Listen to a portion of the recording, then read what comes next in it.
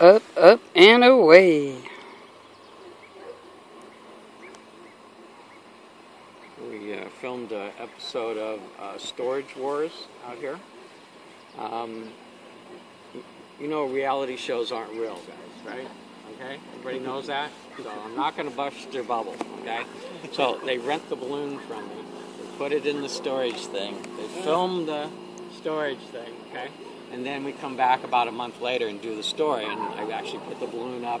I'm the expert, so I'm buying the burners, I'm buying the basket, to show them how it works. Okay, it's called Ventura Balloon, if you ever can look it up.